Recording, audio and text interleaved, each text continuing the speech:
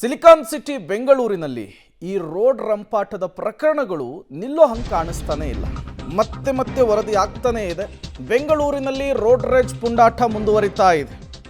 ಹೊಸ ತಂತ್ರದ ಮೊರೆ ಹೋಗಿದ್ದಾರೆ ಇದನ್ನು ನಿಯಂತ್ರಿಸುವುದಕ್ಕೆ ಪೊಲೀಸರು.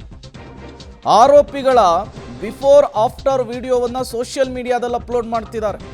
ಇನ್ಸ್ಟಾಗ್ರಾಮ್, ಫೇಸ್ಬುಕ್ ಖಾತೆಗಳಲ್ಲಿ ವಿಡಿಯೋ ಅಪ್ಲೋಡ್ ಮಾಡ್ತಿದ್ದಾರೆ ಪೊಲೀಸರು. ಪುಡಿ ರೌಡಿಗಳ ಬಿಲ್ಡಪ್ಗೆ ಕಡಿವಾಣ ಹಾಕಲಿಕ್ಕೆ ಬೆಂಗಳೂರು ಪೊಲೀಸರಿಂದ ಹೊಸ ಪ್ರಯತ್ನ. ಮೊದಲು ಯಾವ ರೀತಿ ಇದ್ದರು, ರೋಡ್ ರೇಜ್ ಪ್ರಕರಣ ಆದಮೇಲೆ ಅವರ ಪರಿಸ್ಥಿತಿ ಹೇಗಾಯಿತು ಪೊಲೀಸರ ಕೈಗೆ ಸಿಕ್ಕ ಮೇಲೆ ಅಂಥೇಳಿ ಒಂದು ಎಕ್ಸಾಂಪಲ್ ಸೆಟ್ ಮಾಡುವಂತಹ ಕೆಲಸವನ್ನು ಮಾಡ್ತಾ ಇದ್ದಾರೆ. ಮತ್ಯಾರು ಈ ರೀತಿ ಬಾಲ ಬಿಚ್ಚಬಾರ್ದು, ಮತ್ಯಾರು ಈ ರೀತಿ ಪುಂಡಾಟ ಮೆರಿಬಾರ್ದು ಅನ್ನುವಂತಹ ನಿಟ್ಟಿನಲ್ಲಿ ಎಚ್ಚರಿಕೆ ಮೂಡಿಸುವಂತಹ ಕೆಲಸವನ್ನ ಈಗ ಬೆಂಗಳೂರು ಪೊಲೀಸರು ಮಾಡ್ತಾ ಇರುವಂಥದ್ದು.